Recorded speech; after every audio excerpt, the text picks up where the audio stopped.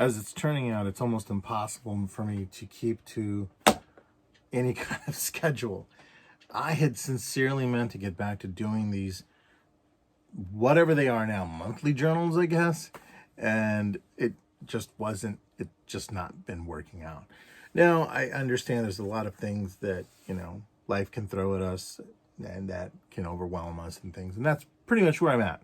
So I'm okay with that. I really am. And it's not like there hasn't been some bright spots or some good things happening. For what it's worth, the people that came out to work on the sewer, that's been fine. They're supposed to come back out and grade the front lawn again and do that sort of stuff. Because it's really nothing. I have no lawn to mow in the front. There's nothing out there. It's just mud and dirt, and it's been raining off and on every couple days. It's been really weird, but everything works, so that's a good thing. And that's where it is. But enough about my own personal bullshit. I'm still behind on some things. The grand joke about this is that there are days. I'm going to give you guys a perfectly good example of something I'm going through right now with this. I have even though all this is done, right? The basement, the stairwell, some other areas still need a lot of cleaning and things taken care of. And I actually found myself earlier. I just fucking sat down here and watched some YouTube just to kind of clear my head. And the main reason I found was just that I couldn't work past the fact that I'm like really just overwhelmed and tired from the last couple of weeks. It has seemed like the month of February or March has just lasted forever. And in a way, in a normal sort of day for me, I'd be excited if it felt like a month had lasted a year or whatever. This is quite to the contrary. It's been something where I'm like, I just kind of want this over with so I can move on and get some other goals done, because it seems like I'm just holding myself back from a lot of things. And a lot of my plans did get derailed. A lot of the things I had planned on either getting finished or done just didn't work out. And that's okay. There's a point where I can certainly be really self-deprecating and really hard on myself to a fault, to a horrible fault. And that's not good. And I don't know how many of you do that sort of thing, but it's never a good thing to do to yourself, because after a while, even if it's in, I used to believe that it was in the best interest of myself to call myself out, whenever I did these things, and really think about it and really engage, write it down, do all kinds of different things like that. And this time it didn't work. It really wasn't conducive to me building a better avenue for myself. It really didn't work. The only thing I found that was successful was that, I kind of let myself go with whatever was going to be coming along, because sometimes I can be really uptight about things. I really can be. And I had an opportunity. My brother had called me up, and the cool thing about my brother is that he has similar interests to me, right? We'll go to shows like video game retro shows, tech shows, you name it, toy shows, whatever, anything, pop culture shows, just to get out, do stuff. We'll go eat at a restaurant, do whatever. I love that. And, but every once in a while, because this is nothing normally in my wheelhouse. It'd be just like, hey, do you want to go to a local wrestling show? And the really cool part about that is, I think this is my 5th or 6th wrestling show I've gone to with him. And I'm talking different things, like different wrestling leagues or groups or whatever, just different shows. And I've never been bored. I've always enjoyed what I've seen, because it's something that I'm not really into, but I genuinely do enjoy it. And back in the days of like WCW Nitro and that sort of thing, I was really big into it. I was a huge Stone Cold Steve Austin fan.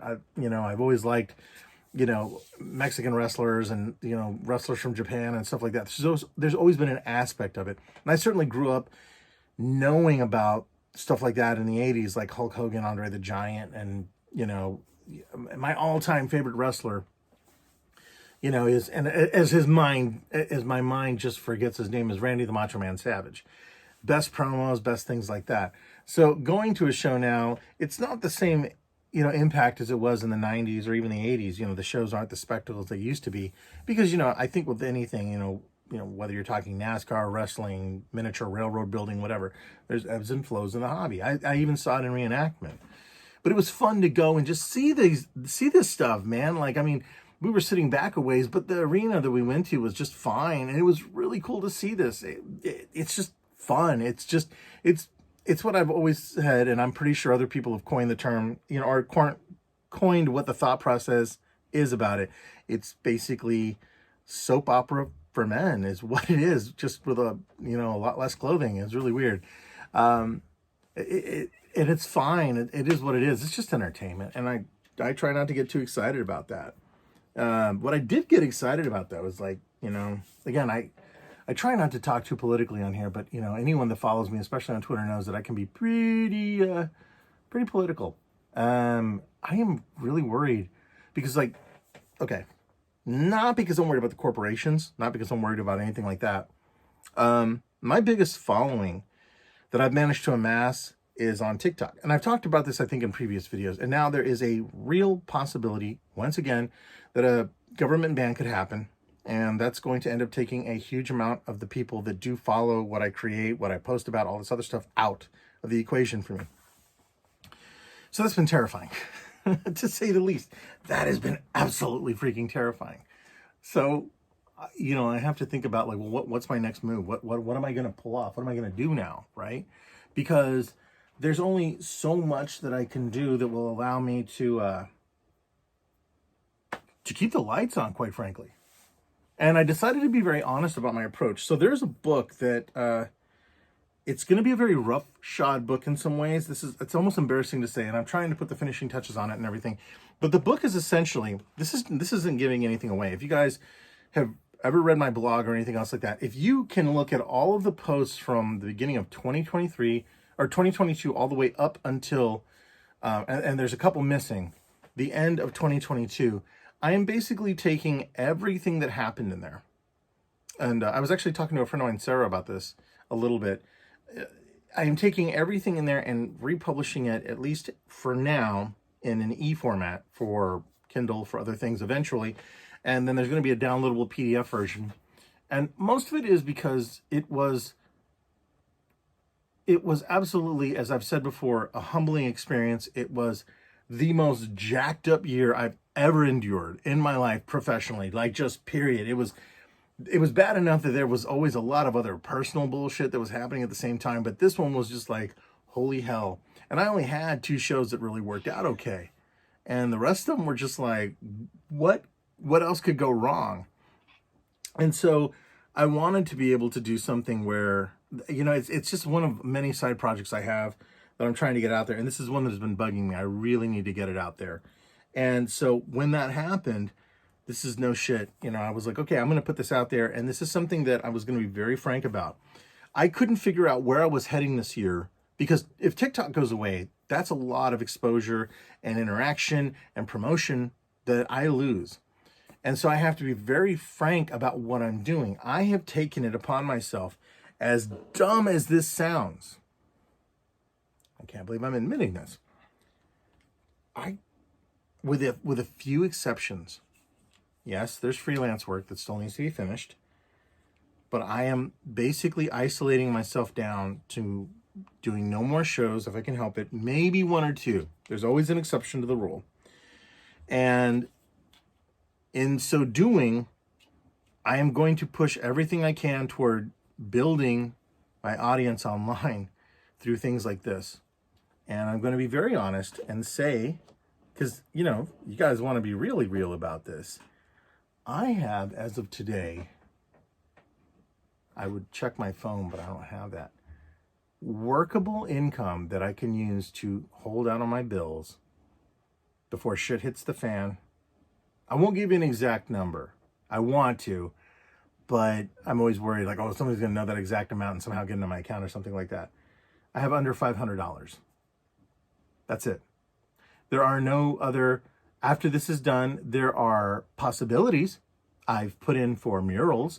I've put in for other things. I put in for grants. I've put in for some other stuff, and there's possibilities down the road. But with that amount of money, that's it. And I have to be very, very open and very frank about that. That's the thing. Nobody ever wants to fucking talk about how much it can wreck you as an artist, right? And it can happen like that. There's a guy named Greg Manchester. And if you don't fucking know who he is, you need to Google him. He's one of the greatest living artists today.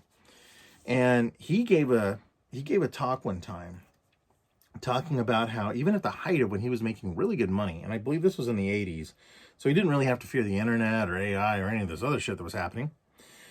He lost all of his income. He had to basically start all over again. And this is going from a situation where he could afford a studio and art supplies and shit and all this other stuff. And then he had nothing. Now,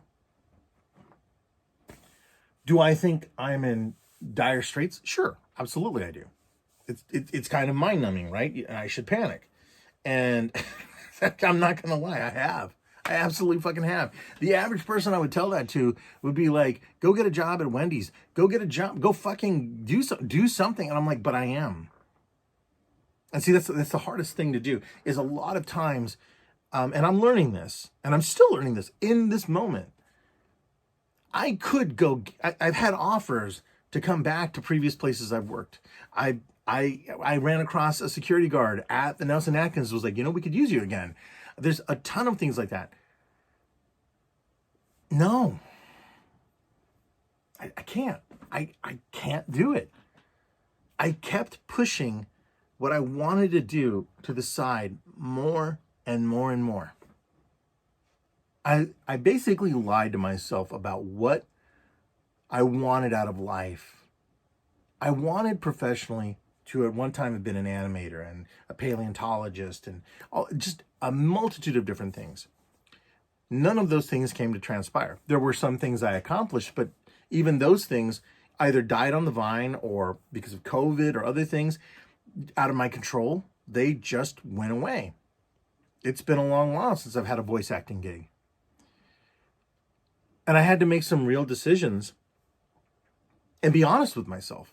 And when I decided, okay, I'm going to blog about what I went through last year, I expected last year, since I was going to throw myself into so many shows, that at least half of them would be good. And when it turned out that 90% of them were terrible, probably more like 95%. And, I lost more money than I ever thought I could lose in a year. It really woke me up to a lot of facts. It also made me realize that you start to run out of time. You do. And there's people that'll say, well, if I had enough money, I'd be able to do this, this, and this. Yeah, but we still have a certain length to our mortal coil. And that's it. Because we really don't know when that's going to expire. And we're not promised tomorrow. But for a long time, when I held down a professional job, I would make every excuse in the world for why I didn't have to get this comic done or that. But oddly enough, I would often find myself accomplishing these independent projects of my own because there was always a paycheck coming in. There was always healthcare. There was always something that would comfort me, ballast me down, and give me some ability to float. And then when that is suddenly removed, and in this circumstance, it was just some of it has ebbed away and some of it I made an active decision to get out of graphic design. Now I have to rethink what I'm doing in life. And of course, there's a multitude of challenges, right?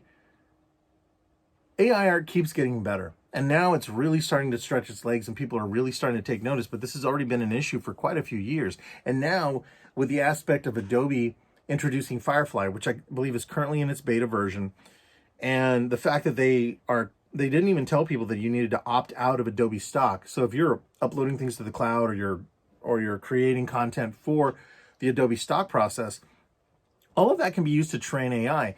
And we're as a creative circle, from voice actors to 3D modelers to illustrators to whatever, anybody in the creative capacity, we are getting literally yanked apart.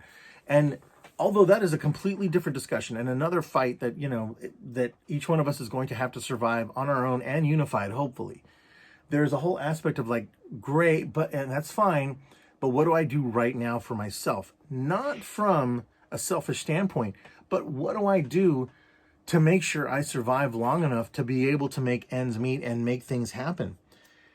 With having limited funds, with having smaller prospects on the horizon, and especially ones that I'm not quite sure will come through, I can't actually pay for shows at this point. I can't. There are shows that have opened up. I've been asked, "Kid, you want to do the show? Do you want to do the show? Booth fees 150, booth fees 50, booth fees this, whatever."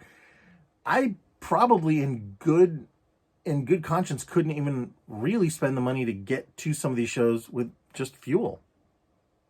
I just couldn't. And I'm making hard decisions right now that it's not easy, right? It's just not. And some of it comes down to the fact that I want to be able to be true to what I always wanted to do. And had timing been better, had savings been better? Sure. But I took that risk last year and I dumped a ton of my savings, almost all of it, honestly, into investments from, you name it, in some cases, new equipment, food, the whole thing, business expenses, personal stuff, whatever, and, and it's always in the hope that we'll have that, because you could even have a corporate job and you just don't know when it's going to go away. I mean, I think today Disney announced 7,000 layoffs, and I'm still trying to figure that out. I just saw it earlier. I don't know if that's at the parks or I don't know if that's internally, because Bob Iger, the CEO, just went away. I'm pretty sure they lined his pockets, his car, and his pool with hundreds of thousands of dollars, if not millions, but that's beside the point. That's the world we live in. But the people being let go, that's not happening, right? And I have to remind myself that at this point, every single junction I've ever had where I tried to work for people or try to make something, work out for myself isn't working. It's a combination of me being burned out, and it's also the fact that the landscape is changing, not just for creatives, but for a multitude of people. And I just want to stay a bit ahead of the curve and do some other things. So in that route, I realized, I don't have an excuse to not start doing more stuff online. And I have to also organize what I'm creating and get a better schedule and structure for myself moving forward. Something that can be far more reliable, something that can be absolutely pointed toward, I'm going to complete projects and get things out. They may not be perfect, but they'll be out there and I can always go back and refine them. That has been the hardest thing to deal with, to overcome. And even like making this video right now, I argued with myself for a while, like, well, what have I got to say? It turns out I had a fuckload to say in 18 minutes here. And, it's not bad. I know that, even some of my colleagues and stuff like that probably think I'm fucking nuts. Okay. What I don't want to do, and, ask yourself this. Would you rather take a chance at doing something a little crazy in the event that you'd really be happy in the long run? I'm absolutely fucking there. Well, for a long time, I played it safe on certain things, and I could kind of be reckless on things. I mean, certainly last year was, I was the fucking poster child for recklessness on a lot of things. But now that the dust has settled, I don't regret it, and I did learn a lot. And I saw the worst and the best in people in a lot of ways, especially even in myself, And even like with the stuff that happened with the sewer and then, refrigerator burning out and then having to get a replacement for that one all in one fell swoop. And, getting COVID, like really bad COVID, and just all of these things, which I'm better, but I still have like this weird cough that's still just hanging around. I anticipate it's going to be around for another, probably 4 or 5 weeks or something. It just doesn't want to go away. It's gotten better, but it's just there, and I don't know. I think about this all the time too. And I think the presence of mind for me is much more active because I have a calendar here. I've shown it before in previous media I've recorded, but it's a 3-month whiteboard calendar that I have. And whenever I write on it, I'll, which I wrote March in and it's fucking blank. I just didn't even have the energy to write mopped up shit today. I just didn't have that. But I am more keenly aware of how much time is actually passing by. And when I think about that, I think about like, well, what are the opportunities? When I wake up in the morning, what am I squandering? What am I not doing today? Not to put this incessant pressure upon myself. But again, yes, it is. It's this whole thing where I feel like if I really want to see, an end result that will be much more rewarding for me and I can see success, then I have to learn. I have to go back to things. I have to be more open-minded. I have to be accepting of what my flaws are, of what I've failed at, and where I can build back upon that. And it's what I would tell anyone. And it's what I have told, kids that I still keep in touch with and stuff like that, or even when other artists or people that are aspiring to be artists. the hardest part is that right now it's almost impossible to tell anyone, yeah, you're going to make it in art, because I have no clue. I genuinely, I don't even know how I'm going to make it into May. I have no idea. I'm going to try everything I have. I'm going to do everything I can. But there's always this thing in the back of my head like, oh shit, this is going to be terrible. But I'm at least reckless enough, thank goodness. I'm at least reckless enough that I'm a betting man. And I always have been. And I've managed to land on my feet in times that I was like, this is going to suck. This is really going to suck. And it is. It probably will, you know. But I have faith that, like, if I start, you know, if I really start just thinking about what I need to do and come up with a better plan and keep working on things and keep being honest like this, like, you know, one of the things, and I'm going to just say it out loud. So my hope is I will be going live on Twitch this coming Sunday. Because of all fucking things, there's like a bunch of other stuff I want to get done on Saturday first, but you know, that's just what life is. So hopefully some of those plans go through, because it'd be kind of funny, and there'll be a funny, hopefully a somewhat entertaining update to this much later. But on Sunday, that's when I'm like, okay, fuck it. I'm going to go live early on Twitch. I don't know what time. I don't know what's going on. I'm still trying to figure out OBS and get some things set up. You know, just some technical shit. And then I started thinking, I'm like, okay, but what is the end game with that? Am I going to be playing a game? Am I going to be drawing online live? What am I doing? Where am I heading with this? And I realized I don't need to know that for the first time I try it. I'm just going to see that if this works. I'm going to spend the entire month just trying, you know, real quick, either half hour, 1 hour, maybe 1.5 hour streams, depending on how I feel, depending on how comfortable I am, depending on if anyone's even watching, which is not the goal at this point. If somebody comes in and wants to watch, fucking great. Fantastic. But I'm not expecting a lot. I'm just expecting for me to like kind of overcome the fears of like, okay, go live, see where this goes, see if what you have is even worth putting out there. If not, reinvent it and try it again. So that's where I'm at. And it's okay. And man, it's been so strange, right?